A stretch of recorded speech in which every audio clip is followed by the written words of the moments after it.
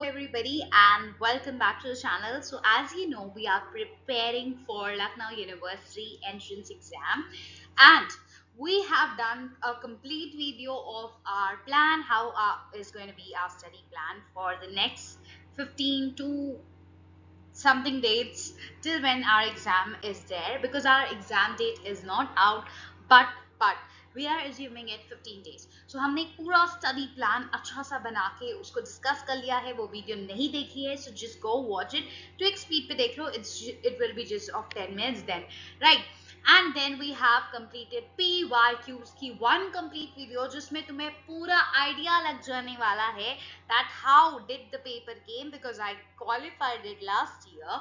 So I have all the ideas of what questions came, and also I do have the idea that okay, these types of questions could be expected now on, and we are preparing everything, right? Each and every paper plus how did the questions came last year, उन सबको हम लोग ध्यान रखते हुए ही preparation कर रहे हैं, right? So this is the, अगर ये सब आपने ये दोनों वीडियोस पहले नहीं देखी हैं, you can go and watch them out, because आपको उसमें ये भी पता चलेगा कि आपको डेली कुछ होमवर्क भी करना है before the videos come and after the video is coming, right? So पहले आपको ये करके आना है कि पहले जिस दिन का पेपर हम मैराथन कर रहे हैं उसका आपका पूरा paper through any which ways complete होना चाहिए. उसकी जो थ्योरी पार्ट है वो सब पता होना चाहिए आपको, राइट?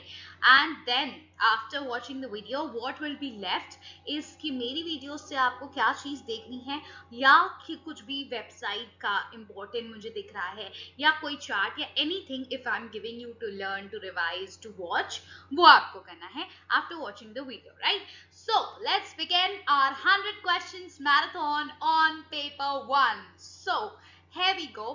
इसमें हमारा पोइट्री ए है, paper 1, Shakespeare to 18th century. William Shakespeare अपने आप में बहुत इंपॉर्टेंट है. देन इन सब में लिटरेरी टर्म्स भी हम देखेंगे. एक शेक्सपियर, मिल्टन, डन के बारे में जानेंगे, ड्राइडन, पोप, ग्रे, ब्लेक, इन सब की जो हमारे पास वर्क हैं वो पढ़ेंगे. उसके एमसीक्यूज पढ़ेंगे. So we have the questions here. Let's begin. Number 1, which is not, which is, और आपको यही लर्न करके जाना है, यही कंसेप्ट सब समझ के जाना है, right? which is not a characteristic of lyric. so lyric poetry का characteristic क्या नहीं है. मैंने पोएट्री की एक बढ़िया सी वीडियो कंप्लीट बनाई है जिसमें हर टाइप की पोएट्री कैसे क्या है, सबकी राइमिंग स्कीम तक मैंने याद करवाई है बकायदा उस वीडियो में. सो वो डाल दी जाएगी एज अ होमवर्क. वो तो करना ही करना है सबको, राइट? सो लिरिक पोएट्री में आपका नरेटिव लेंथ नहीं होता है. नॉट पूछा है, नॉट हमेशा हम ध्यान देंगे. इट्स मतलब 1000 बार आपको बताया जा चुका है बचपन से, but still because we don't mark it. जब आप कर रहे हो पेपर पे, मार्क नॉट, नॉट दिखे तुरंत मार्क कर दीजिए, so that you don't miss it out कि ये नॉट पूछा है. तो नरेटिव लेंथ नहीं होती है, बाकी सब्जेक्टिविटी होती है. ये पर्सनल पोएम ही होती है. म्यूजिकल क्वालिटी तो होती है बिकॉज अर्लियर इसे लायर पे गाया भी जाता था, but now because the rhyming schemes are such that कि हमें लायर की जरूरत एक्चुअली नहीं होती है, सो दैट इंस्ट्रूमेंट के बिना भी गाया जाता है, भी वो पोएट्री बोली जाती है. But it is called a lyric poetry based on this कि अर्लियर पहले इसे लायर एक म्यूजिकल इंस्ट्रूमेंट था जिसपे गाया जाता था, right? Number 2, which sonnet type ends with a rhyming couplet? rhyming couplet से कौन end करता है? Obviously we have RGG, that is Shakespeare. Shakespearean sonnet को याद करना मैंने बिल्कुल सिखाया है आपको. AB CD CD EF EF GG, जहां भी GG दिखेगा वो होगा. बट ऑप्शन में अगर दो ऑप्शन में GG है तो हमें राइमिंग की भी ढंग से पता है कि ए बी है, और बी के बाद, जस्ट बी के बाद आपको क्या दिखेगा? Next word will be C. C D है, नेक्स्ट वर्ड आपको क्या दिखेगा? डी रिपीट नहीं होगा बल्कि ई दिखेगा. E F.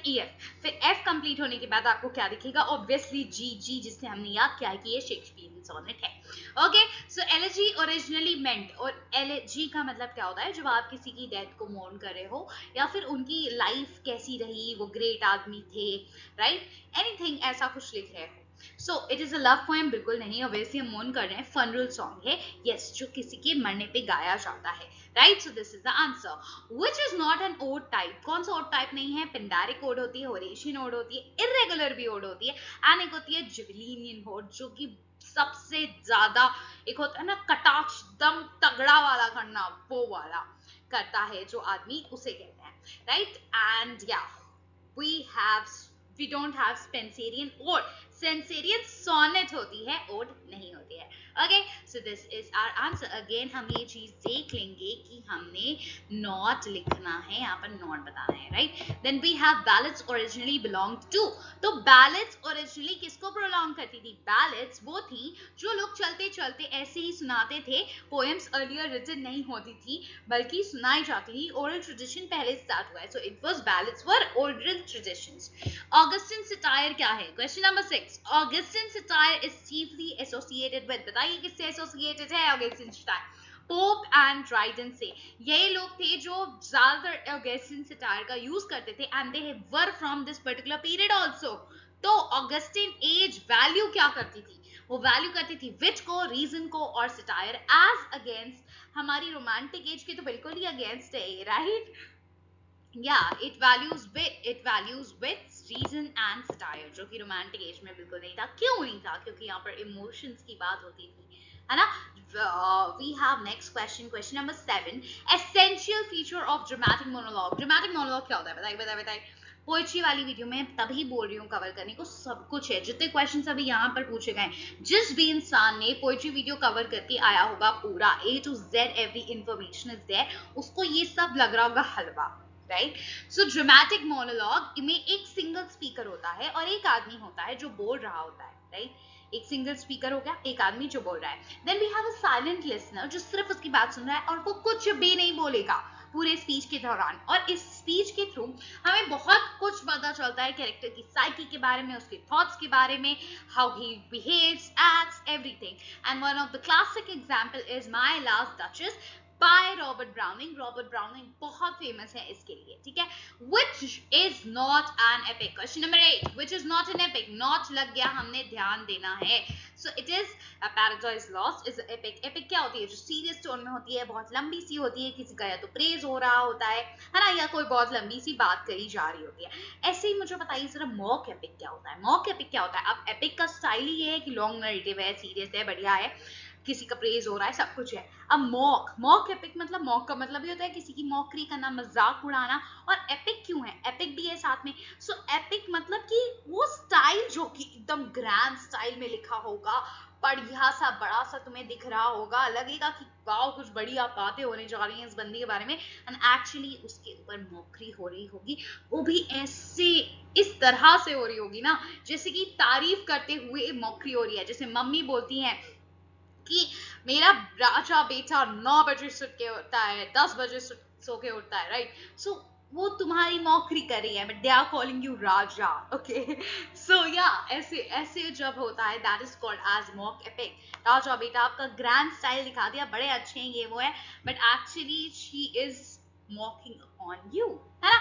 तो ये होता है आपका Lycidas is not a epic, okay, it's a pastoral elegy। अब pastoral elegy क्या होती है? elegy तो हमने जान ली थी ऊपर क्या होती है। elegy is one जिसमें कि आप क्या कहते हैं, कुछ भी मौन कर रहे हो, किसी चीज के लॉस को भी मौन कर सकते हैं, ना सिर्फ इंसान को, किसी इमोशन के लॉस को, या मटेरियलिस्टिक फीलिंग्स आ गई हैं, मान लीजिए आप नेचर के लॉस को भी मौन कर सकते हैं, कुछ भी हो सकता है, राइट। जब उसके आगे लग जा रहा है पैस्टोरल, दैट मीन्स जो सेटिंग होगी वो यूजुअली आपको रूरल बेस दिखेगी या फिर विलेज बेस दिखेगी, नेचर बेस दिखेगी, ठीक है, उसकी सेटिंग होगी, और एलजी नॉन बाकी चीजें सेम रहेंगी। Let me not to the marriage of true minds. Question number 9, it is by Shakespeare, William Shakespeare. कौन सी नंबर सोनेट है ये? 116, important, right, 116। According Shakespeare true love क्या करता है? Remains constant, it does not change, ठीक है, बिल्कुल भी बदलता नहीं है जो ट्रू लव, ठीक है। लव इज नॉट लव, है ना, जब उसको इम्पेडिमेंट्स मिल जाए, ठीक है, वो डर जाए किसी भी चीज से, रुकावटों से रुक जाए, बिल्कुल नहीं। True love is true love where it is going to remain constant no matter what happens. Okay, so congratulations, we have completed 10 questions. बढ़ते हैं अपने next 10 questions की तरफ। So love's not times full, इस लाइन का क्या मतलब है ये भी हम समझेंगे, एंड आपने होमवर्क किया होगा तो आपने ये पेपर पूरा पढ़ा होगा, राइट। सो ये आपको पता भी होना चाहिए। टाइम सिंबलाइज क्या करता है? टाइम क्या सिंबलाइज करता है? अभी आंसर दे लोगे बड़े आराम से। So love's not time's fool, time यहाँ पर हम डिफरेंट तरह से देख सकते हैं। पहला टाइम देखिए, पहला आपका हो गया लाइक मॉर्निंग हो रहा है, आफ्टरनून हो रहा है, इवनिंग हो रही है, ठीक है, this is also time. Secondly you can see that जो आपका टाइम चल रहा है, obviously the clock that is going on and on and on, है ना, that is time going on. Now third, एक थोड़ा सा और ये सुपरफिशियल लेवल से ऊपर उठ के सोचिए, और क्या टाइम हो सकता है, क्या माइंड में आ सकता है आपके, और क्या टाइम होगा. टाइम, ये जो हम जी रहे हैं, चल रहा है, हमारा जो बर्थडे आ रहा है, we are celebrating it, wow birthday चल रहा है, राइट, लेकिन आप 18 के बाद 19 आ रहे हो, 20 हो रहा है, आप बढ़ रहे हो towards your death. That is also a time. Time which starts when you take birth, और उसके बाद से वो चलता ही चला जा रहा है, पास होता चला जा रहा है, and you are going towards your death. ठीक है, this is also a time. So love's not time's fool. So love जो है वो टाइम का फूल नहीं है. फूल मतलब किसी को भी उल्लू बना देना, easy PG.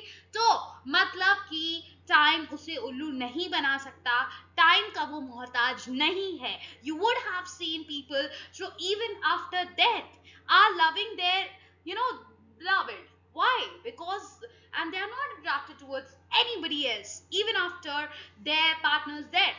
Why? Because their love is not time's fool. तो अभी कभी ये आप ऐसा देखें, you can say this phrase also, a very beautiful one, right? तो अब इस explanation के बाद आंसर कोई ऐसा है जो नहीं दे पाएगा, then you're not preparing well at all, you're not listening also at all, because love's not time's fool. इसमें time क्या symbolize कर रहा है? ऑप्शन ए है death and aging, यही होगा आंसर. गॉड नहीं सिंबलाइज करा है, नेचर बिल्कुल नहीं, एंड फॉर्च्यून तो बिल्कुल भी नहीं सिंबलाइज करा है, right. So rhyme scheme of sonnet number 16, बताओ सोनेट नंबर 16 लिखी किसने है पहले? It is by William Shakespeare. तो कौन सी सोनेट होगी? शेक्सपियरियन सोनेट होगी, right. So we have Shakespearean sonnet का हमें बहुत अच्छे से पता है राइमिंग स्कीम, हमारे टिप्स पे है सारी राइमिंग स्कीम, इतने अच्छे से पढ़ी हमने प्रीवियस वीडियो में, एंड पोएट्री वाली वीडियो में तो सब कुछ कवर्ड है. So it is A B A B C D C D E F E F G G. कैसे हमें याद रहता है? हमें याद रहता है because आखिरी में शेक्सपियरियन सोनेट के G G भी लगा हुआ है, and शेक्सपियरियन सोनेट में A B B के बाद क्या आता है? C आ जाता है. C के बाद C D के बाद क्या आ जाता है? E दिख रहा है तुम्हें, E F E F, और F के बाद क्या आता है? G आता है. That means यहाँ पर कभी भी ये नहीं होता कि B के बाद B ही आए, इससे भी हमें ध्यान रखना है. तो ये ऑप्शन नहीं होगा. अब मैं तुम्हें एलिमिनेशन भी करा के दिखा देती हूँ कैसे पेपर में कर रहे होगे. ए है, राइट, ए है, पर हमने तो ए बी पढ़ा है. क्यों? क्योंकि यहाँ ई एफ जी जी मैच कर रहा है, देखो एग्जैक्टली. लेकिन ए बी नहीं है, बिल्कुल ये कट जाता है, रॉन्ग. देन वी हैव अब्बा अब्बा सी डी. ये तो किसके लिए पढ़ा है? अब्बा अब्बा सी डी ये किसके लिए पढ़ा है? बता दीजिए बस. This is Petrarchan sonnet. तो ये तीनों कैंसिल हो गए, eliminated. So option is option number B, right. बिल्कुल बढ़िया से याद है हमें, कुछ भी पूछ ले हम बता देंगे. पेट्रियार्कन सोनेट पूछ लो, शेक्सपियरियन, स्पेंसरियन, मिल्टोनिक, कुछ भी पूछ लीजिए आप. Since there is no help deals with, किससे डील करता है? ये बोलते हैं since there is no help, क्योंकि कुछ हेल्प नहीं है, let us kiss in part, right. So he means that कि वो अब कुछ रिश्ते में बचा नहीं है ना, तो हमें अलग हो जाना चाहिए, वो हो रहा है. But he ends up with the fact, एक थोड़ा सा ऑप्टिमिज्म तुम्हें दिखेगा एंडिंग की तरह. ऑप्टिमिज्म है उसके अंदर ये कि या ये रिश्ता एंड हो रहा है, things are not working out and all of that, but अभी भी अगर बिलवड तुम चाह लो तो अभी भी you know he is something, वो रुक सकता है. ओके, सो ऑल्दो इस पोएम का टाइटल ऐसा है, लेकिन एंडिंग पूछ ले तो कंफ्यूज नहीं होना है. ये अच्छा टाइटल तो अलग होने जैसा दिख रहा है, तो यही होगा. आखिरी लाइंस में जीन नहीं, आखिरी में ही is quite optimistic. So since there is no help deals with, deal करता है end of a love affair के बारे में, but the final quatrain since there is no help क्या सजेस्ट कर रहा है? Hope of reconciliation. अभी समझा दिया. ऑन हिज ब्लाइंडनेस किसके ऊपर है? Obviously this is by John Milton. ये एक सोनेट है, and they also serve who only stand and wait. यहाँ पर उनका मतलब है कि even after blindness he is kind of कि गॉड जी ये क्या हो गया, अब मैं क्या करूंगा, ये सब हो रहा है उसके अंदर. बट बाद में हो रहा है कि कोई बात नहीं, वो उसमें पहले लग रहा है कि मेरा टैलेंट वेस्ट हो जाएगा, क्या ही होगा, right. But he is like वो लोग भी सर्व कर रहे हैं गॉड को, जो सिर्फ पेशेंटली वेट कर रहे हैं, जो उन पर विश्वास रखते हैं, राइट. सो इनका मतलब है कि every person on earth is serving to God.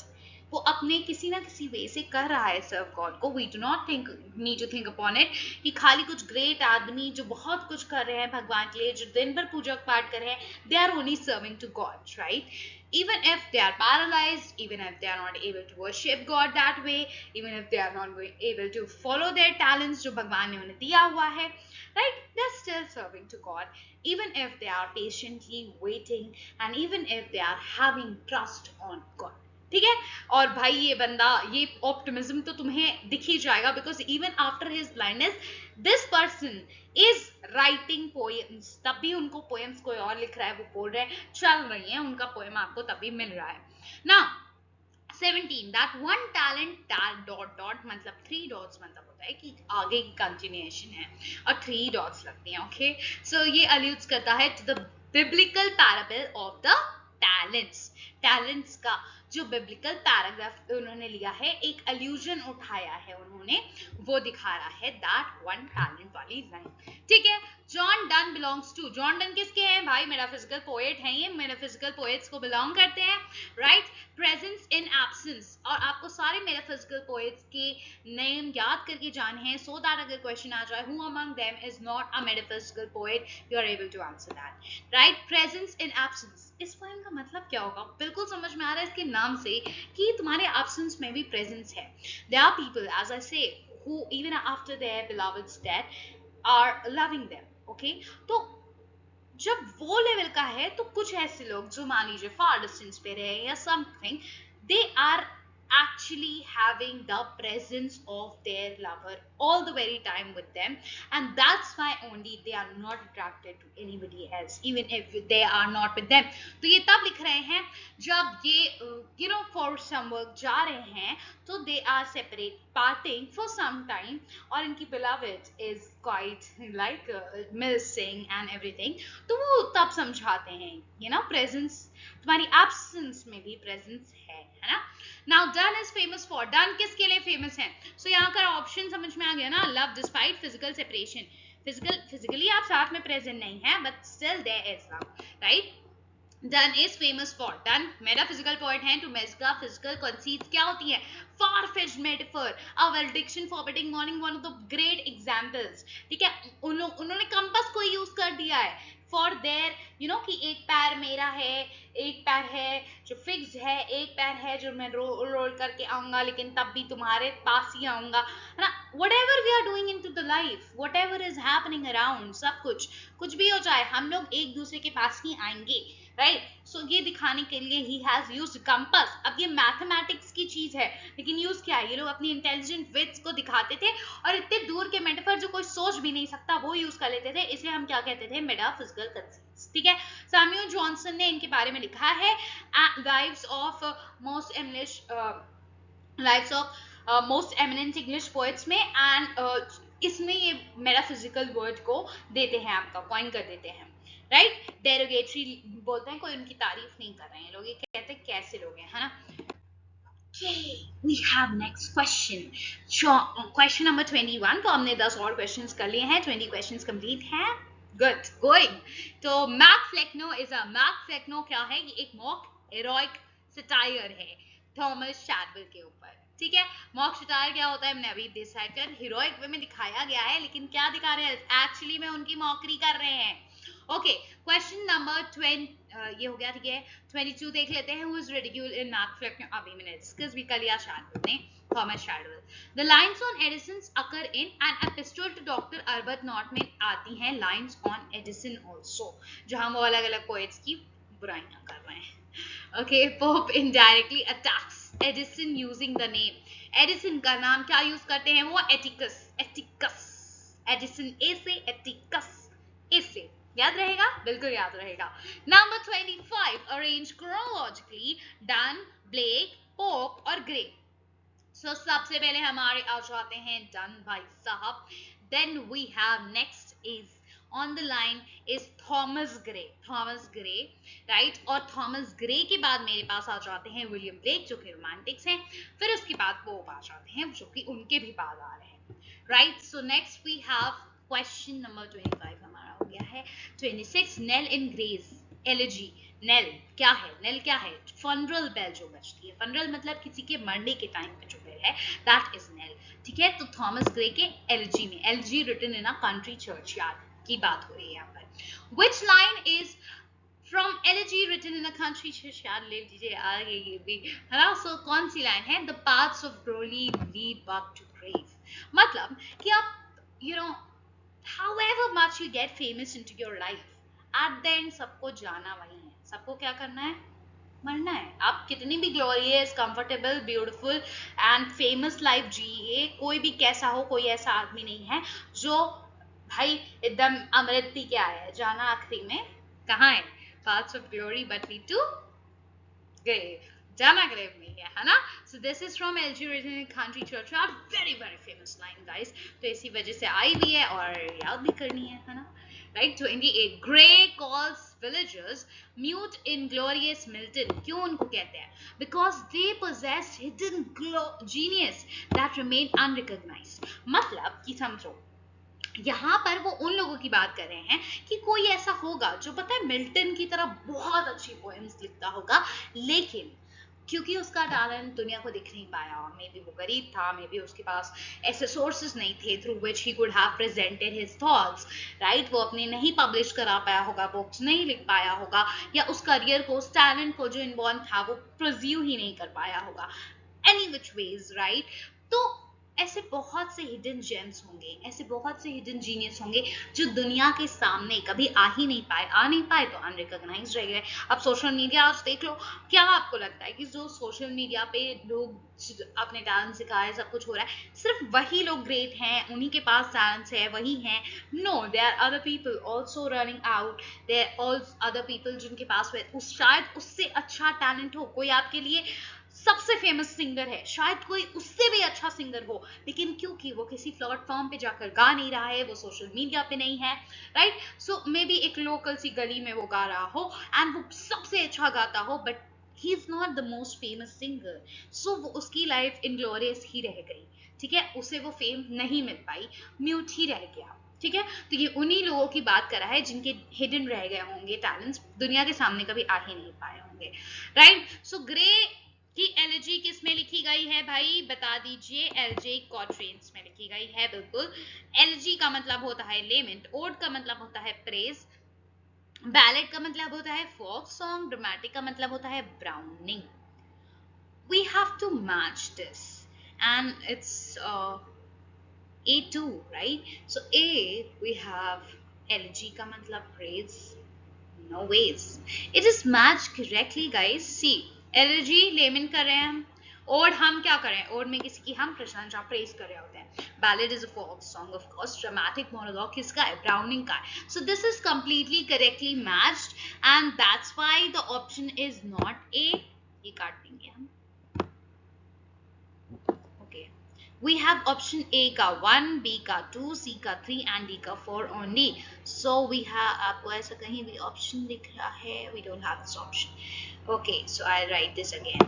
यहाँ पर आपको A का 1, B का 2, C का 3 ऐसे ही चल रहा है. They are correctly matched. Okay, I'll write it again. And I'll be publishing the video. I'll write it out there. Okay, which poem is not prescribed in LU semester 1? Okay, so this is Chimney Sweeper. On his blindness है, presence and absence है, London भी है. ठीक है? अच्छा, question 30 में किसी को भी confusion नहीं होना चाहिए. When I'll be publishing the video, it will be there. Right? Correct option will be written over here. So Black's London was published in, London का publish हुई है Songs of Experience में. किसमें?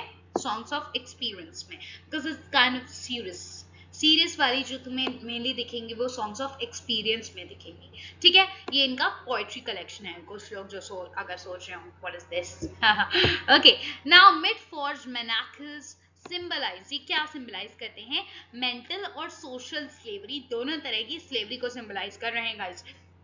Which institution is blackening in London?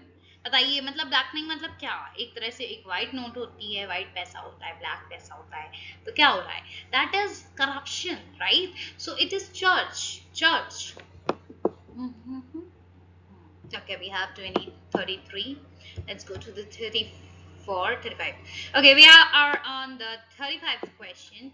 Runs in blood down palace walls refers to, ये किसको refer करा है? Suffering caused by monarchy and war.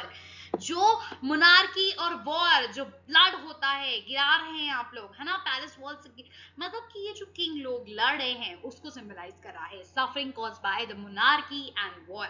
Okay, next we have question number 36, matching. Okay, Blake London, Dunn presence and absence, Milton on his blindness, and Gray elegy. बिल्कुल correctly match है. Option A 1 and B 2 and C 3 and D 4, right? Then we have John Donne is regarded as the leader of. John Donne is the leader of metaphysical poets. Okay. किसके पे poet? अभी बातें कि भाई कि metaphysical poet जो है, जो मेटाफिजिकल कंसीट्स रख रहे हैं, उसमें तुम्हें दिख रहा है. अब ऐसा कोई ऑफिशियल लीडर नहीं है, बट ऐसा माना जा रहा है. ठीक है. Now which device is most closely associated with done? Easy PG, 10 bar discuss हो चुका है मेटाफिजिकल कंसीट. उसके बाद भी कोई गलत करके आया कर पेपर में. You people just stand, wait and watch. Okay, they also serve who only stand and wait. कौन बोलता है? John Milton. किस में बोलते हैं? On his blindness में. People 39 we have done. Now we are on the 41. The talent on his blindness. The talent in on his blindness refers to, talent क्या है? Biblical gift entrusted by God. वो चीज जो आपको भगवान द्वारा दी गई है, आपके अंदर इनबिल्ट है, आपको बस आगे क्या करना होता है, आपको आगे उसको ले जाना होता है, परस्यू करना होता है, राइट? सो वो उसी टैलेंट को डर रहे हैं कि अब तो मैं ब्लाइंड हो गया हूँ, अब कैसे होगा, वो गॉड को कैसे सर्व करेंगे. And then he finds out the revolution कि they also serve only stand and wait, है ना. कहाँ से ली गई अगर पूछे तो बता दीजिएगा. On his blindness bye John Milton. Now question number 41, since there is no help Drayton, true love Shakespeare का है. On his blindness आपका किसका है? मिल्टन का है. लंदन किसका है? ब्लेक का है. So it's of course A1, B2, C3, D4. I'll keep the options tough next time. Okay, next 42. Michael Drayton, since there no, it's okay, but still you are actually learning कि कौन सी work किसका है. Since there is no help, किसका है?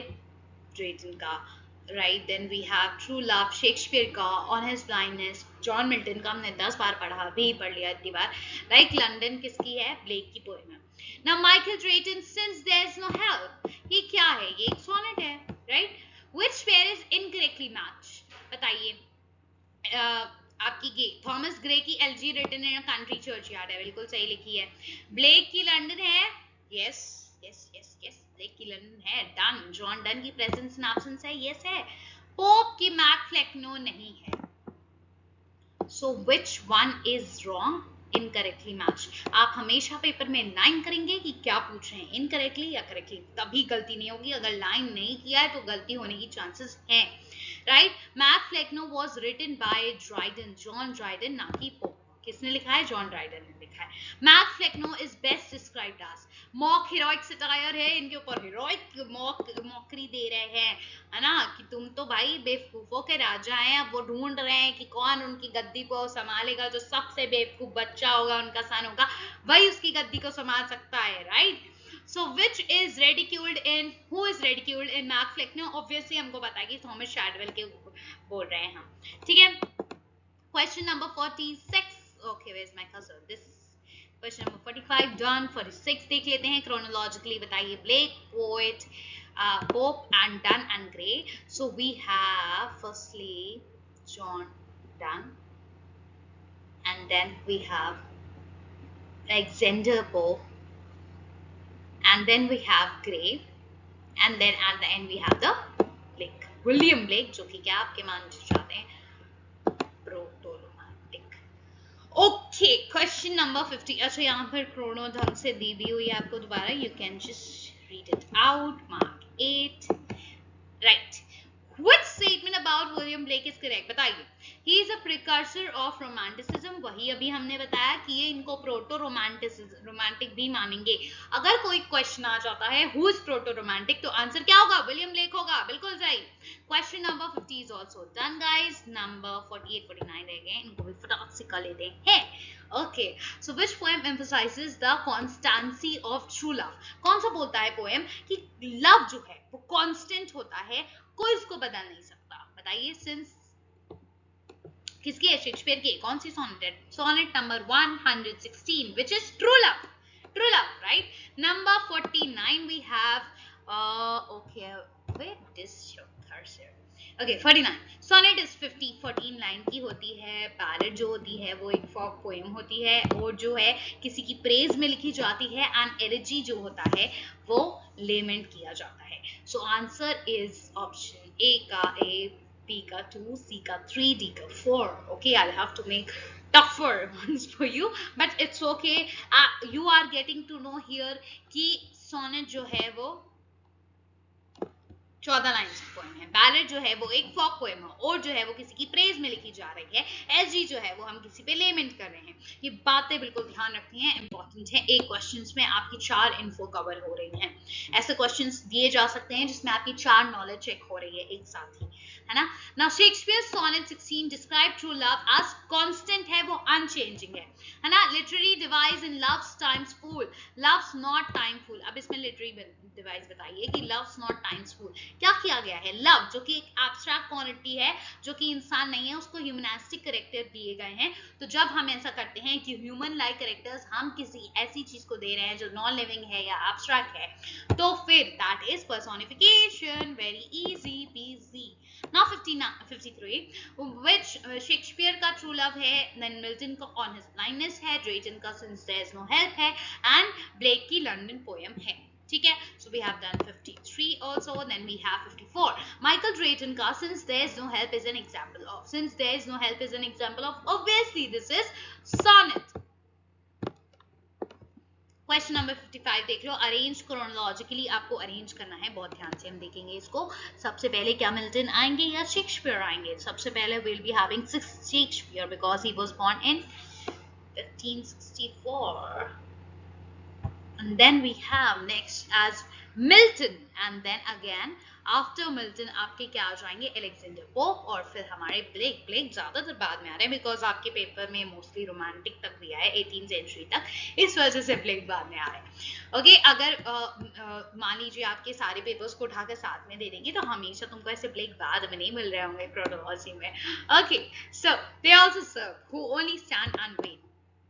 सो वो भी सर्व करते हैं जो सिर्फ स्टैंड करते हैं, वेट करते हैं। This is patient itself is a service to God. वो लोग भी जो पेशेंट्स हैं बिल्कुल क्या करें? गॉड जी को सर्व कर रहे हैं। ऐसा कोई इंसान नहीं है जो गॉड को सर्व नहीं कर रहा है। हमें खुद को फालतू नहीं समझना चाहिए, राइट? मैच करिए। डन जो है that is metaphysical poetry, and then we have Dryden जो कि सटायर से रिलेटेड है। Pope Augustine satire, he was writing in the Augustine period, right? And then Gray is elegy written in a country churchyard. Then you have Mac Flecknoe obviously किसका है? Sharville का है। Epistle to Dr.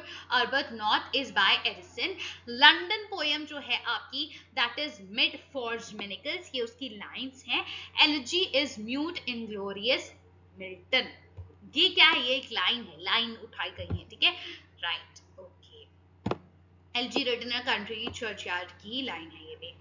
Okay, now we have presence in absence. Presence in absence mainly क्या explore करा है? बताओ तो जल्दी से, क्या एक्सप्लोर करा है? कि आप फिजिकली प्रेजेंट नहीं हो तभी लव है ना। सो सेपरेशन इन लव को डिस्कस करा है, क्योंकि वो कहाँ जा रहे हैं? दूर जा रहे हैं।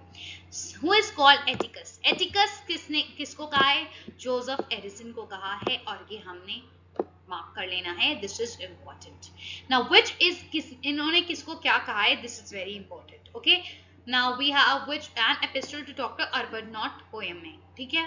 Okay, which is incorrectly match? बताओ, प्रेजेंस इन एब्सेंस किसका है? बताइए, जॉन डन का है ना। तो यहाँ पर कौन लिखा हुआ है? मिल्टन लिखा है। मिल्टन का तो ऑन हिज ब्लाइंडनेस है हमारे कोर्स में, तो बिल्कुल ये गलत हो जाता है। Now which line occurs in Blake's London? Blake के लंदन में कौन सी full many a flower is born to blush unseen? No. Mind forged manacles, ये देखो अभी मैचिंग में भी आया था, so this is important. Right, कि कौन सी किसकी लाइन है। आपको पोएम को इतनी छोटी छोटी सी है यार, बहुत अच्छे से पढ़ना है, सो दैट आप उनकी बीच की लाइन्स उठा कर दे दें, आपको पता हो। आपको ड्रामा के बीच के जो सॉन्ग्स दिए हुए हैं ना, वो भी बहुत अच्छे से पढ़ने गाइस, वो भी दे दे तो आप बिल्कुल कर लो, अच्छे से कर लो, इजीली कर लो। सो आपको उसके लिए क्या करना होगा, उसको एकदम हार्डली पढ़िए। जब पढ़िए एक बार, you have less time still, आप जब एक बार पढ़िए एकदम मन में बसा लीजिए, अच्छा ये बातें, इस तरह की बात तो इस पोएम में ही हो रही होगी, अच्छा ऐसा तो ये कैरेक्टर इस तरह का था, वो ये बातें कर रहा होगा। Even if you don't know exactly, आपने ऐसे अपने मन में बसा के अगर पढ़ा है, हार्डली पढ़ा है मन लगाकर, तो आप उसके कि अच्छा ये आदमी ऐसा था तो ये बात तो इसने कही होगी करके भी कर लोगे, and you will be correct, you will be shocked to know कि हाँ ये तो आंसर सही निकला, इवन इफ आपको लाइंस डायरेक्टली याद नहीं थी तब भी। ठीक, now Gray's elegy is written in, it is elegiac quatrains, हम ये शायद क्वेश्चन किया भी है, right. Rhyme scheme of Gray's elegy कौन है, राइम स्कीम बहुत इंपॉर्टेंट है, ABAD, okay, so this is important one. Next we are moving towards question number 65 पे हम कर चुके हैं, 66 पे आ जाते हैं। So we have arranged chronologically, True Love sonnet number 16 है, Honest Blindness है, Mark Flecknoe है, and London है। So we have सबसे पहले शेक्सपियर की sonnet, that is True Love sonnet number 116. Then we have Milton की sonnet on his blindness. Then we have Mac Flecknoe by John Dryden, and then Blake की आपकी London poem. Right? So the chronology gets into 1, 2, 3 and 4. आपका बिल्कुल सही सही दिया हुआ है. So this is option number B. Now Thomas Gray is generally associated with. Thomas Gray generally किससे associate होते हैं? He is a pre-romanticism से associated है. He is not a metaphysical poet. आपको सारे metaphysical poets के नाम by heart learn होने चाहिए. पूछ सकते हैं कौन सा metaphysical poet नहीं है. ठीक है. Now paths of glory lead but to grave. अभी तो पढ़ा, right? अगर quotation पूछ लेंगे तो क्या हम गलत कर देंगे? नहीं करेंगे गलत. Fame cannot prevent death. इसका क्या मतलब है कि फेम आपके पास है, लेकिन चाहे आप कितने भी ग्लोरियस हो भाई, आपको जाना ग्रेव नहीं है, आपको एट द एंड डिग होना है, नीचे जाना है आपको एट द एंड, या तो डिग किया जाएगा या तो जला दिया जाएगा, डिफरेंट ट्रेडिशंस के अकॉर्डिंग डिफरेंटली होगा, but you are going to die at the end, आप मरने ही वाले हैं, राइट? कुछ भी आपके पास, आप कितने ही अमीर हो, कोई भी इस चीज को नहीं रोक सकता. 69 sonnet on his blindness है. satire जो है वो Mark Flecknoe है. elegy written in a country churchyard is a elegy and lyric is a London poem. आपकी lyric है, बिल्कुल सही. William Blake is regarded as, William Blake को हम क्या मानते हैं कि एक रोमांटिक पोएट है. मेनली अगर ढंग से इस ऑप्शन में तो ऐसा दिया था, लेकिन मेनली आपको पता होना चाहिए कि प्रोटो रोमांटिक है, मतलब रोमांटिक से भी पहले उस तरह की वर्क लिख रहे थे, इस वजह से उन्हें कहा जाता है. Which poet is famous for metaphysical conceits, हमारे मेटाफिजिकल पोएट्स. सो हमारे कोर्स में कौन से हैं? जॉन डन, उस हिसाब से भी आंसर होगा. और प्लस पोप तो बिल्कुल भी मेटाफिजिकल नहीं थे, मिल्टन भी मेटाफिजिकल नहीं थे. मेटाफिजिकल कंसीट्स में ग्रे तो बिल्कुल ही नहीं आएंगे, बिकॉज वो यूजुअली आपके ग्रे नाम से ही आपको याद रखना है, कुछ एनर्जी टाइप का है, उन्होंने एलजी लिखना है, ठीक है.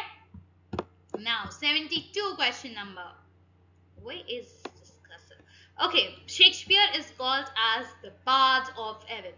John Donne is called as metaphysical poet, है ना. जॉन डन मेटाफिजिकल के यूजुअली मान लिए जाते हैं कि वो लीड कर रहे थे ग्रुप को, कोई ग्रुप ये एक्चुअली उस टाइम पे था, थोड़ी बाद में नाम दिया गया ऑब्वियसली.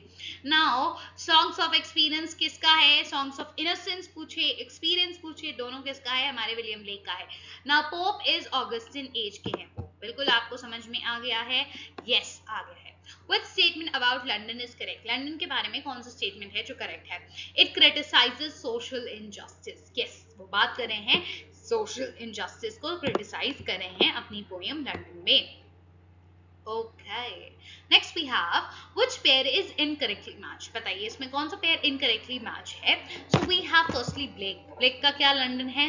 विलियम ब्लेक का लंदन है, बिल्कुल. आपने यहाँ पर पोएम भी अभी देखी लंदन, लेकिन इसमें पूछा था कि लंदन में क्या हो रहा है, तो क्रिटिसाइज कर रहा है सोशल इनजस्टिस को. एंड ये पोएम बाय किसके बाय है? अगर ये पूछ ले तो हम विलियम ब्लेक कर देंगे. विलियम ब्लेक का लंदन बिल्कुल सही है.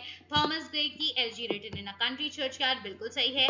जॉन डन एक मेटाफिजिकल पोएट थे जिन्होंने प्रेजेंस एंड एब्सेंस लिखा है, बिल्कुल बिल्कुल सही है. पोप क्या मैक फ्लेक्नो पोप ने लिखी है? No No, this is usually confusing, but he has not written this. This is Dryden जिन्होंने लिखी है, right? Next we have which is not prescribed in LU semester 1 poetry syllabus. चलो बताओ. This is your कि आपने कितना पढ़ा है, देखते हैं आपने होमवर्क किया है कि नहीं किया है, right? So London is there, present is absence, on his blindness by John Milton. Okay, present is absence by John Donne. Very good. London by William Blake. Yes, हमें तो बिल्कुल अच्छे से याद है, right? So इसमें answer is the chimney sweeper is not there. Okay. Next question. Love's not times full implies that true love क्या है? Remain करता है constant और despite effects of time. Time कितना भी कुछ भी कर ले, है ना, कितना भी बदलाव ला ले, कितनी भी चीजें बदल जाएं, कितनी भी situations अलग हो जाएं, लेकिन love constant रहता है. Number 77, which is not a feature of metaphysical poetry. अब बताइए आप, ये बहुत ही अच्छा सा क्वेश्चन है गाइस. कौन सा फीचर नहीं है metaphysical poetry का बताना है. So क्या conceits होते हैं? Yes. इंटेलेक्चुअल आर्ग्यूमेंट होते हैं. हाँ भाई, वो लोग अपने इंटेलेक्चुअल आर्ग्यूमेंट्स को भी प्रेजेंट कर रहे होते हैं अपने, और तभी तो उन लोग को कहा जाता है कि ये लोग तो भाई, जो आदमी इंटेलेक्ट नहीं होगा वो समझेगा ही नहीं इनकी पोएम, क्योंकि फार फेच मेटाफर, फार फेच कंसीट्स को यूज कर रहे हैं, मेटाफिजिकल कंसीट्स को यूज कर रहे हैं. Heroic couplets as dominant form, बिल्कुल नहीं, ये आंसर रॉन्ग है. गलत. विद का यूज कर रहे हैं, बिल्कुल सही है. सो आंसर इज नॉट पूछा गया है, जिसे हम पहले ही गोला लगा लेंगे या मार्क कर लेंगे, जिससे हमारा आंसर बिल्कुल भी गलत नहीं होगा. Okay, so this is correct. Heroic couplet क्या होते हैं? ऑगस्टिन में यूज होते थे. पॉप ड्राइडन ऑगस्टिन एज के लोग हैं, इन्होंने ही यूज किया है, नॉट मेटाफिजिकल वालों का से एसोसिएटेड ये नहीं है ना. शेक्सपियर की पोएम नहीं, यहाँ पर आपको लाइंस दी गई हैं. Love's not time's fool is by Shakespeare. Okay, this is true love से उठाई गई है. Milton they also serve who only stand and wait, की किसका है? जॉन मिल्टन का. बाय मतलब कौन सी पोएम में आया है? ऑन हिज ब्लाइंडनेस में आया है. ब्लेक का माइंड फॉर्ज्ड मिनेकल्स आई हैं. देन ग्रे, थॉमस ग्रे का the path of glory but lead to grave, है ना. So this is all very important. Now, which poet is a transitional figure? बहुत इंपॉर्टेंट क्वेश्चन है, unique question है, ध्यान दीजिए. ट्रांजिशनल फिगर है between new classicism और रोमांटिसिज्म. न्यू क्लासिसिज्म और रोमांटिसिज्म के बीच में एक ट्रांजिशन फेज होता है. देखो, कभी भी हम क्या एक मोमेंट से उठ के डायरेक्टली दूसरे पे कूद जाएंगे कि आज रात तक चल रहा था एक पीरियड एंग्लो सैक्सन, कल आएगा एंग्लो नॉर्मन शुरू हो जाएगा? होता है ऐसा? नहीं होता है गाइस. आज एकदम से हम लिख रहे थे रोमांटिसिज्म के बारे में, कल से विक्टोरियन पीरियड स्टार्ट हो जाएगा, होगा? आज तक ऐसे ही न्यू क्लासिकल पीरियड चल रहा था, कल से चलो मैं ऐलान कर देती हूँ कि कल से स्टार्ट हो जाएगा रोमांटिसिज्म. होता है? नहीं होता है, नहीं होता है, ये सब नहीं होता है, राइट. सो एकदम से तो कोई मोमेंट नहीं चेंज हो जाता होगा, या एकदम से कोई भी ऑथर उठ के तो नहीं लिखने लग जाता होगा. It's like they are certain author जो धीरे धीरे अपने टाइम की थीम से हटने लगते हैं, बिकॉज उस कहते हैं ना, टू मच ऑफ एनीथिंग गलत होता है या खराब हो जाता है. सो जब टू मच होने लगती है कोई भी चीज देखिए पहले स्टार्ट होती है, धीरे स्टार्ट होती है. तो यही है, जब कोई चीज टू मच फिर वो बढ़ती है, वो अपना पीक अटेन करती है, एंड देन वो मोमेंट का गिराव होता है, because it has happened too much. ठीक है, सो वही हो रहा है यहाँ पर. सबसे तो ट्रांजिशनल पोएट्स वही होते हैं जो किसी दो पीरियड के बीच में, मान लीजिए न्यू क्लासिसिज्म में एंड देन रोमांटिसिज्म आ रहा है, सो इनके बीच का जो ट्रांजिशनल पीरियड है, राइट, इन बीच में जो ऑथर, जो पोएट लिख रहे हैं ऐसी थीम्स पे जो थोड़ा आपको उसकी तरफ ले जा रहा है, रोमांटिसिज्म की तरफ, that is what transitional poets. So that is Thomas Gray. Gray is a pre-romantic poet also. Now the volta in Petrarch and sonnet usually occurs कहाँ पर होता है? After the 8th line. Volta क्या है? Turn in the argument. मतलब मैं अभी तक mainly questions पूछ रही थी आपसे पोएम में, या मैं आपसे जवाब मांग रही थी एंड देन मैं आपको जवाब दे रही हूँ, या अभी मैं तब नेगेटिव बातें कर रही थी, देन मैं एकदम से आखिरी में पॉजिटिव बात कर रही हूँ. सो कहाँ पर वोल्टा, वो टर्न कहाँ आता है? पेट्रार्कन सोनेट में अगर बात करें तो 8th लाइन में आता है, राइट. याद रहेगा सबको ये बात? बिल्कुल याद रहेगी. और मैंने डिफरेंसेस भी बताए हैं पेट्रार्कन सोनेट और मिल्टोनिक सोनेट में, जाकर देख लेना अपनी previous video. Arranged chronologically, presents in absence on his blind end, epistle to Dr. Arbuthnot, and then we have London by William Blake, है ना. सो इसमें सबसे पहले जॉन डन की पोएम आ जाती है presence in absence, number 1, and then आपका आता है मिल्टन को ऑन हिज ब्लाइंडनेस, है ना, मिल्टन उनके बाद आए हैं, and then we have epistle to doctor not, that is by Pope, and then we have London by Blake. Okay, so 1 2 3 4 is the correct option. Now doth God exact day labor light denied, ये कहाँ से लिखा है? Honest blindness से bye John Milton. सो ये क्या मतलब, यहाँ पर लाइट का क्या मतलब हो रहा है? लाइट क्या सिंबलाइज कर रहा है? उनकी आई साइट और उनका जो ये पोएटिक गिफ्ट था. लाइट क्या होती है? आपके अंदर की इनलाइटमेंट, आपके अंदर का एक talent, right? So which statement is incorrect? Incorrect क्या है? क्वेश्चन नंबर 83 में बताइए. This is sonnet number 16 is a Petrarchan sonnet. बिल्कुल नहीं, ये विलियम शेक्सपियर ने लिखा है. Petrarchan sonnet कैसे उसाया जाएगा? So it is a Shakespearean sonnet. बिल्कुल गलत है. Incorrect. पूछा है कि हम लाइन कर लेंगे पहले ही. ब्लेक का London is a form from songs of experience. बिल्कुल सही है. सही वाले भी देख लो, क्योंकि अगर फिर वो कहीं से भी उठा के क्वेश्चन दे दिया जाए तो भी हमें पता हो. हमें ऑप्शंस को भी इसलिए पढ़ना है, right? B Mac Flecknoe attacks Shadwell. Yes yes, he does. Thomas Shadwell को अटैक कर रहे हैं वो अपने में. Donne is a metaphysical poet. बिल्कुल, ये इस बात में कोई गलत दो राय नहीं है. He is a metaphysical poet. ये वाला गलत है. So this is our correct answer, right? Then match ethics में एथिकस जो है आपके रिलेटेड टू व्हाट है? ओके, एथिकस मतलब किसने ये वर्ड यूज किया है, राइट? सो ये पोप ने अपनी पोएम में यूज किया है. And then we have Shadwell. Thomas Shadwell के बारे में कौन बुराई कर रहा है? ड्राइडन कर रहे हैं. एटिकस के बारे में कौन बुराई कर रहा है? पोप कर रहे हैं. म्यूट इनग्लोरियस मिल्टन के बारे में कौन बोल रहा है? ग्रे. ये बुराई नहीं है, ये है कि ऐसे लोग जो रह गए, जो बहुत फेमस हो सकते थे, मे बी उनके पास टैलेंट्स होगा लेकिन वो रह गए, वो उनका फेमस हो नहीं पाए, राइट? और वो ऐसे उनकी डेथ हो गई. माइट फॉर्ज्ड मैनिकल्स कहाँ पे यूज हो रहा है? ब्लेक की पोएम में, लंदन. बिल्कुल सही है. आ गया है सबको. 85 ग्रेज एलर्जी इज रिमार्केबल. क्यों रिमार्केबल है ग्रे की एलर्जी? क्योंकि क्या वो ग्लोरीफाई करी है मिलिट्री विक्ट्री को? बिल्कुल नहीं, बिल्कुल भी नहीं. वो तो कह रही कि क्यों लड़ते हैं भाई. Celebrates artistic life. नहीं, एक सेकेंड, वो तो कह रहे हैं क्यों लड़ते नहीं. इट्स लाइक उन्होंने एज सच कोई बहुत ग्लोरियस की लड़ने की बात नहीं की है, ठीक है? Question number C option. Dignifies the lives of ordinary rural people. Yes he does. तभी तो वो मिल्टन वाली बात आ रही है कि इनमें कोई होगा ऐसा जो बहुत ग्रेट पोएट हो सकता था लेकिन वो फेमस नहीं हुआ, है ना? Condemns religion. बिल्कुल नहीं, ये सब बातें नहीं ही हो ही नहीं रही है. So we have answer number C option as a correct answer. Which line is spoken by patience in Milton's sonnet, है ना? क्या है? They also serve. Spoken by patience मतलब कि यहाँ पर patient की लाइन दिखाई जा रही है कि हाँ patience रखना चाहिए. So they also serve who only stand and wait. ये poem दर्शाती है patience को. Okay, now which literary device है जो dominate कर रही है ever fixed mark? Ever fixed mark. Ever fixed mark क्या है? उसका जो प्यार है ना? तो दिस इज अ मेटाफर जिसको हमने डायरेक्टली कंपेयर कर दिया है. Now which pair is correctly match? बताना.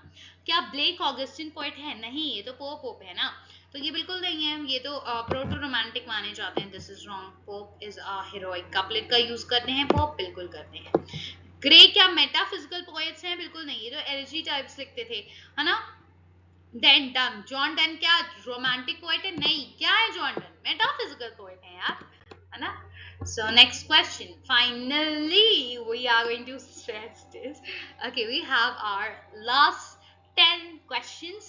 And अभी तक आपका experience कैसा रहा है? Do let me know in the comment box till the end. आपको बने रहना है. 10 questions और हैं and you have to complete them. Right? So question number 89 89 से देखते हैं. ट्रू लव कॉन्स्टेंसी की बात कर रहा है ना? एलिजी जो है वो हिडन रूलर वर्थ को दिखा रही है. Elegy written in a country churchyard. Then London जो पोएम है that is a social operation. On his blindness जो है वो फेथ एंड पेशेंस को दिखा रहा है. बिल्कुल बढ़िया से क्लियर है ये चीज. Yes. Next 90. Mute inglorious Milton का मतलब क्या है? बता दिया है, बहुत अच्छे से समझा दिया है अभी आपको. सो ये बेस्ट क्या डिफाइन कर रहा है? ऑप्शंस भी हम बहुत ढंग से पढ़ेंगे guys. A poet who rejected religion. Religion की कोई ऐसी बात नहीं है. A villager with unrealized poetic genius. Yes. ऐसा इंसान जिसका पोएटिक जीनियस को लोग रिकॉग्नाइज नहीं कर पाए, जो शायद फेमस हो सकता था, हो नहीं पाया. ये उस सिंगर की आप तरह ले सकते हैं, उस डांसर की तरह ले सकते हैं जो गली मोहल्लों में शायद best of India dancer, best of world dancer से भी बहुत अच्छा कर रहे हो, लेकिन उनके पास वो सोर्सेज नहीं होते हैं, या मोटिवेशन नहीं होता है, या लोगों का सपोर्ट सिस्टम नहीं होता है, हाँ, जिसकी वजह से वो वहां तक पहुंच पाए या ग्लोरीफाई हो पाए या उनका टैलेंट दुनिया के सामने आ पाए. सो ऐसे लोग बस ऐसे ही जीते हैं नॉर्मल लाइफ एंड फिर मर जाते हैं, उनके टैलेंट के बारे में किसी को पता नहीं चलता. ठीक है. क्वेश्चन नंबर 19 हो गया. 91. In London Blake's criticism is mainly directed against. किसके अगेंस्ट है ब्लेक का criticism? It is the monarchy, church और सोशल इंस्टीट्यूशंस, इन सबके अंदर है. Right? So 90, and this one is really serious guys, है ना. 92. chronologically में लगाइए ड्राइडन, ब्लेक, डन, पोप. कौन सा आएगा सबसे पहले? So we have our metaphysical poet John Donne सबसे पहले. एंड मैं आपको एक बात बता दे रही हूँ, यहाँ पर भले आपको लास्ट में ब्लेक दिख रहा है because he is a proto romantic, but guys हमेशा नहीं होगा, बिकॉज सारे पेपर्स के साथ में मिलेंगे और हम यहाँ पर पेपर 1 का एमसीक्यू कर रहे हैं. सो उस वजह से आपके जो आखिरी हैं वो ब्रेक आ रहे हैं, बट सारे जब साथ में आएंगे शायद कोई मॉडर्न पोएट जैसे कि आपका टीएस इलियट भी यहाँ पर दिया होता तो वो आखिरी में आ रहा होता. ठीक है. देन वी हैव, तो सबसे पहले आपका डन हो गए, देन के बाद जॉन ड्राइडन हो गए, एंड देन उसके बाद आपके हो गए अलेक्जेंडर पोप, एंड आखिरी में आपका Blake. So which option is correct? सबसे पहले डन को ढूंढो, and that is done. question number 1 2 3 पे. so yeah, the option is correct, right? and आखिरी में आपके क्या होने चाहिए? 3 तो किसी और में नहीं दिया है, या दिया है यहाँ पर, तो हमें नहीं दिया. okay, so answer is 3 1 4 2. that is done, Dryden and then Pope and Blake. now we have which was not written during the Augustan age. Augustan age में आपके पोप लिख रहे थे. so an epistle to Dr. Arbuthnot तो लिखा ही गया होगा भाई. मैक फ्लेक्नो भी लिखा गया है उस टाइम पे. London is not written at that time. the poet Shadwell, it is written. उनके बारे में लिखा है ना. 94. The rhyme scheme A B B. अब देखो बी उठाया और यहाँ किया, सी उठाया यहाँ पे डाला. ठीक है. डी और उसके बाद ई से भी याद रखना था हमें, क्योंकि स्पेंसर में ई आता है, इस वजह से भी हमें याद रखना था. And this is very easy to identify. Spenserian sonnet हो जाएगा, बिल्कुल पक्की बात है, कोई हमें टेंशन की बात उसमें नहीं है. पता है क्यों? पता है क्योंकि हमने प्रीवियस वीडियोस में इतने अच्छे से ये चीजें सीख रखी हैं कि राइमिंग स्कीम तो हमें रट गई है, वो भी कंसेप्चुअल है, बिकॉज हम इसको भूलने नहीं वाले गाइस, भूलने नहीं वाले बिल्कुल भी. ऐसा याद करा दिया मैंने तुम्हें ट्रिक से, है ना. तो जहां ई होगा, क्योंकि स्पेंसेरियन में ई आ रहा है, स्पेंसेरियन है, एंड जिसमें बी के बाद वो भी उठाकर कंटिन्यू हुआ है, यानी कि इन्होंने इंटरनल रिदम भी डाल दी थी एज कंपेयर टू हमारे शेक्सपियर जिनके में इंटरनल रिदम नहीं थी. ए बी उनके बाद बी के बाद सी आ जाता उनके में, है ना. सी डी होता, ई एफ होता, देन जी होता, है ना. ये तो हमने पूरी शेक्सपियर सोनेट का राइम भी बता दिया फिर से, है ना. Very good. Now 95. which statement about Blake is correct? बताइए सारे पढ़िए. Society was free from corruption. क्या सोसाइटी करप्शन से बिल्कुल फ्री थी? ये बात तो मतलब वैसे भी लग रहा है कि नहीं होगी, है ना. ही अटैक कभी नहीं रही है, हमें लगता है. ही attacked institutional oppression through symbolism. Yes, he did it. He used symbolism to attack. क्या अटैक करने के लिए? जो institutions हैं हमारे, चर्च हो गए इंस्टीट्यूशन, है ना. ऐसे इंस्टीट्यूशंस को हमने अटैक करने के लिए यूज किया है. ही बिलोंग्ड टू मेटाफिजिकल पोएट. क्या वो मेटाफिजिकल पोएट है ब्लेक? बिल्कुल भी नहीं. प्रो रोमांटिक बोलते तो चल जाता, लेकिन ये गलत बोल दिया. Now he wrote only pastoral poetry. ऐसा भी नहीं है भाई, ऐसा बिल्कुल नहीं है. Okay, so he is correct, क्योंकि लंदन आप देखेंगे अगर तो London is not a pastoral poetry, बिल्कुल भी नहीं है लंदन पैस्टोरल पोएट्री. ये अर्बन लाइफ है बल्कि. which best summarizes the progression of the semester 1 prescribed poems. This is now quite on your knowledge based. आपने क्या समझा उसके बेस पे कि बताइए आपका क्या बता रहा है. So number 1, romantic imagination to Victorian realism. आप जाते हो क्या? नहीं, हमने रोमांटिक से जो स्टार्ट नहीं किया है पेपर 1 में। Love and fate to satire mortality and then हमने देखा सोशल क्रिटिसिज्म भी हमारे विलियम ब्लेक के पोएम में आखिरी में। सो ये हमने देखा है पूरा। ये क्या दिखाता है, अगर आपने ये वाला क्वेश्चन आंसर खुद से कर लिया है, दैट मीन्स आपने जो एक क्रोनो में आप पेपर 1 बहुत अच्छे से पढ़ा है। इसकी वजह से जो अभी हम क्रोनो कर रहे थे वो आप बहुत इजीली कर पाओगे कि लव है ना हमारे शेक्सपियर में, ऐसे में फेट टू फेट है, फिर आपके बाद सटायर भी दिख रहा है आपको, है ना, फिर मॉर्टैलिटी दिख रही है, एंड देन आखिरी में ब्लेक का सोशल क्रिटिसिज्म दिख रहा है थ्रू द पोएम लंदन ना। तो आप बिल्कुल बढ़िया दिखा दोगे। देखो शेक्सपियर का लव है ना, हमारी सोनेट नंबर 116, फिर जॉन मिल्टन का ऑन हिज ब्लाइंडनेस है जो आपको फेथ दिखा रहा है, ऑप्टिमिज्म है आखिरी में, है ना, कि दे ऑल्सो सर्व, जो खाली वेट कर रहे हैं, है ना। नाउ ड्राइडन का पोप क्या है, सटायर है। देन फिर उसके बाद हम ग्रे की मॉर्टैलिटी की तरफ बढ़ते हैं, थॉमस ग्रे जो कि मॉर्टैलिटी की बात करते हैं, राइट, कि हर इंसान को जाना है ना, ग्लोरियस पाथ है तब भी बट लीड टू ग्रेव, है ना, वो ग्रेव ही मिले जाएगा। तो आप कितने भी अमीर हैं, बड़े ग्लोरियस लाइफ जिए, कुछ भी हुआ है, आप हर इंसान को जाना है। ब्लेक सोशल क्रिटिक किसमें है, लंदन में। ये सब हमने देखा बढ़िया सा। Which is not prescribed in semester 1 syllabus, कौन सा नहीं था इसमें बताइए। टाइगर देखा कहीं भी देखा, बताओ, देखा। प्रेजेंस एंड एब्सेंस तो अभी पढ़ा इतनी बार, लंदन पढ़ा, मार्क फ्लेक्नो पढ़ा, टाइगर नहीं पढ़ा, ठीक है। सो ये वही लोग आंसर कर पा रहे होंगे जिन्होंने बहुत अच्छे से आज होमवर्क करके आए, पेपर करके आए अपना। ऐसे type of questions may be asked, may be it will be asked, but may be it won't be asked. लेकिन आपकी अगर नॉलेज तेज है इस वाले से, आप क्वेश्चन नंबर 100 जो मैं करा रही हूँ, इससे आप क्या करोगे, क्रोनो आंसर कर लोगे बहुत इजीली अगर आ जाती है। 98 is assertion done is called a metaphysical poet। क्यों, रीजन है कि उनकी पोएट्री में कंबाइन होता है इंटेलेक्ट, इमोशन, पैराडॉक्स और कंसीट। बिल्कुल assertion is correct and reason भी true है, और रीजन बहुत अच्छे से एक्सप्लेन कर रहा है ए को भी। अब देखो रीजन, इसमें बहुत कंफ्यूजन होती है लोगों को असर्शन रीजन में। ये तभी सही होगा जब आप असर्शन के बाद लगाओ बिकॉज, ठीक है, लगा दो बिकॉज और फिर रीजन पढ़ो। तो बिकॉज करके क्या सही जा रहा है आपका जो नेक्स्ट स्टेटमेंट है, अगर वो सही जा रहा है तो yes they both are correct, and वो एक दूसरे को, वो दूसरा वाला जो है वो करेक्टली एक्सप्लेन कर रहा है पहले को, ठीक है। अगर बिकॉज लगा के नहीं सही जा रहा है एंड दोनों स्टेटमेंट सही हैं, तो आप क्या करेंगे कि assertion is true and reason is true but they are not correct explanation, है ना। नेक्स्ट आते हैं, satire is Mac Flecknoe, sonnet true love, elegy written in a country churchyard है, और लिरिक क्या है, लंदन है आपकी। आई होप आपको ये बिल्कुल बढ़िया से समझ में आ गया, and this question is showing that आपने पूरा अच्छे से अभी पेपर 1 बिल्कुल पढ़ के आए हो, तभी तुमको बिल्कुल क्रोनो में याद है कि तुमने कहाँ से कहाँ तक की पूरी चढ़ाई चढ़ी है।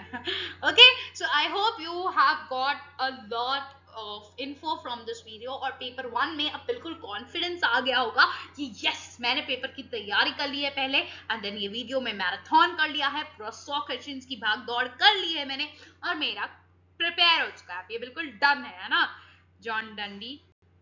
So I will meet you in the next video. Till then आपका ये पूरा मैंने दे दिया है, देखिए कि आपने क्या क्या पढ़ा है एंड आपको क्या क्या करना भी है रिवीजन आखिरी में, and meet you in the next video super duper soon. तब तक के लिए अपना होमवर्क कर लेना, पोएट्री वाली वीडियो ढंग से देख लेना, एंड LUBA सेमेस्टर 1 का जो प्लेलिस्ट होगा वो भी लगा होगा।